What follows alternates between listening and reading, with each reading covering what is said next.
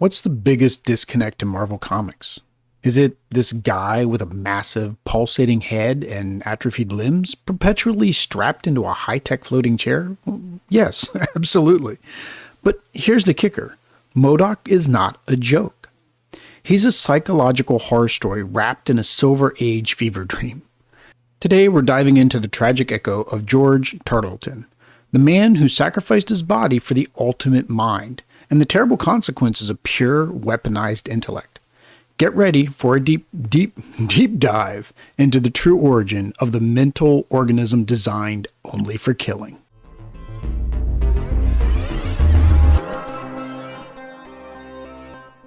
Welcome back to Marvel Echoes Resonance. I'm your host, Will, and today we're tackling a villain whose brilliance is matched only by his bitterness. If you enjoyed our recent episodes about Dr. Doom and Mr. Fantastic, who are other high IQ characters in the Marvel Universe, you're going to find M.O.D.O.K to be the ultimate grotesque realization of a very tragic arc. Now let's set the stage. Our story begins not in a secret lair, but in the halls of Advanced Idea Mechanics, or A.I.M as we know them. This organization dedicated to futuristic weaponry had set their sights on the ultimate prize, deciphering and weaponizing the immense energies of the cosmic cube. The project was simply too complex, too vast for the collective minds of A.I.M to handle. They needed an exponential leap in their processing power. The solution? A biological supercomputer. And the man chosen for this terrible honor was George Tarleton, a modest A.I.M technician. Tarleton was an ordinary man destined for obscurity, making him tragically expendable in the eyes of his superiors. They subjected him to mutagenic medical experimentations intended to increase his cognitive abilities exponentially. The initial design reflected their cold, purely technical goal, M.O.D.O.K, the mental organism designed only for computing. The experiment, of course, was a spectacular, horrifying success. Tarleton's brain grew to a staggering, unnatural size, granting him superhuman intelligence, formidable psionic abilities, and near clairvoyant ability to calculate probability. But the cost was catastrophic, akin to something straight out of a Cronenberg horror film. His body atrophied, unable to support the massive growth of his head, leaving him a stunted, grotesque figure, permanently imprisoned within a weaponized life support platform known chillingly as the Doomsday Chair. Here's the absolute core, the origin spark of the monster. This profound physical trauma instantly inverted Tarleton's goals. The moment he achieved absolute intelligence, he used it to calculate the most effective path to his liberation: violence. He ruthlessly turned on his creators, killing them and seizing control of A.I.M. It was then, in an act of ultimate self-definition, that he updated his title, replacing the C for computing with the K for killing. The M.O.D.O.K concept was introduced to the world way back in Tales of Suspense number 93 and 94 in 1967, brought to life by the legendary team of Stan Lee and Jack the King Kirby. This villain was a giant floating head and became the ultimate symbol of an unchecked intellectual hubris. His motivation isn't merely megalomania, it is a primal horror of the grotesque. George, who began as a lowly technician, achieved the significance he craved, but the unbearable cost was permanent monstrousness. This overwhelming physical alienation meant that M.O.D.O.K could never seek acceptance, he could only seek dominance. His immediate violent takeover of A.I.M is a direct expression of his internalized physical trauma, transmuted into aggressive intellectual superiority. He believes that if his existence is a nightmare, then the world must bow before the mind that it created. This foundational resentment is exactly why he immediately found his ultimate thematic rival, Captain America. M.O.D.O.K harbored a palpable, ego-driven resentment for Cap, viewing the healthy, ethical, and handsome super soldier as a direct insult to the nightmare he had become. Their early conflicts were always highly personalized and psychologically charged. M.O.D.O.K targets a hero's emotional vulnerability, proving that the mind, when weaponized by malice, is more destructive than any shield or blast. That's the spark. Now let's track the ripple as M.O.D.O.K expands his trauma across the entire Marvel Universe. M.O.D.O.K's career didn't stall with Captain America. It matured, expanding into the biggest intellectual threats Marvel could conceive. So let's fast forward from the 1970s and catch you up on how M.O.D.O.K solidified his position as an architect of catastrophe. M.O.D.O.K transitioned from a typical megalomaniac to an orchestrator of reality-altering events when he joined the Intelligencia. This collective of Marvel's most brilliant, immoral scientific minds provided M.O.D.O.K with the scope he always craved.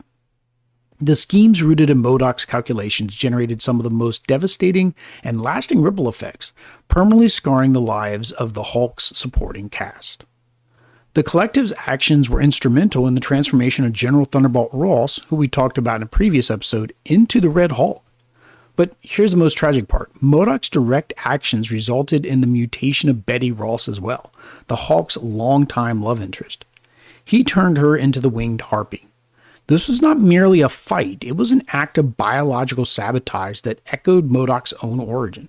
By transforming those closest to the Hulk into grotesque monsters, M.O.D.O.K was spreading his personal brand of physical trauma and alienation across the mythos. Now we come to 2010, where M.O.D.O.K is forced to face the source of his trauma. M.O.D.O.K's history is punctuated by brief moments where the armor of his genius slips, revealing the wounded man beneath. The most devastating of these occurred in Incredible Hulk number 610. During this arc, the young genius Amadeus Cho successfully captured M.O.D.O.K, and through reality manipulation, temporarily reversed the original mutation. In that singular moment, the mental organism designed only for killing devolved back into George Tarleton, an ordinary, unremarkable human sitting awkwardly within a now deactivated husk of his doomsday chair. The revelation was profound. Beneath the psionic power was just a standard, fragile man, the exact person Tarleton hated and feared becoming again. If George had only found peace in his human form, his story would have ended there. Instead, the choice to escape highlights his greatest fear was insignificance. This leads us right into 2011, with the fallout of World War Hulk's event.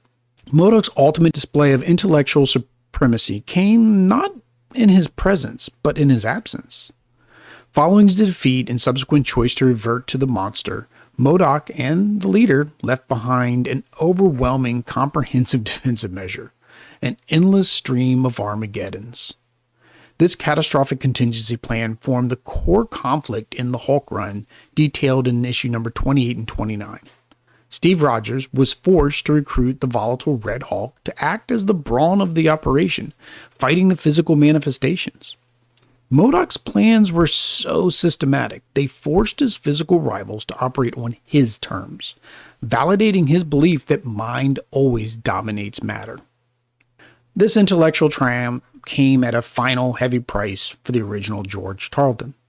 After the events of Hulk number 29, the original M.O.D.O.K identity, burdened by his human ego and psychological flaws, was eventually superseded.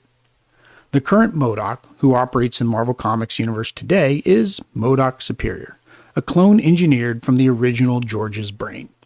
This clone possesses all the intellectual advantages and psionic powers of the original, but, crucially, none of his weaknesses. By removing the self-loathing and resentment, the very psychological flaws born from the trauma, M.O.D.O.K Superior is capable of functioning as a truly perfect, ruthlessly intellectual weapon. The existence of the clone highlights the painful truth. George Tarleton's failure was his lingering humanity. The original M.O.D.O.K traded his body for a weaponized mind. His clone traded the human tragedy for optimized, emotionless intellect. I want to leave you with this final chilling thought. The existence of M.O.D.O.K Superior proves that George Tarleton's greatest failure wasn't his megalomania, but his lingering humanity. The original M.O.D.O.K had a heart of trauma. The current M.O.D.O.K Superior is a cold, pure calculation. So I'll leave you with this question. Do you think M.O.D.O.K Superior, the weaponized intellect stripped of George's pain, is more terrifying villain than the original? Let me know your thoughts in the comments below.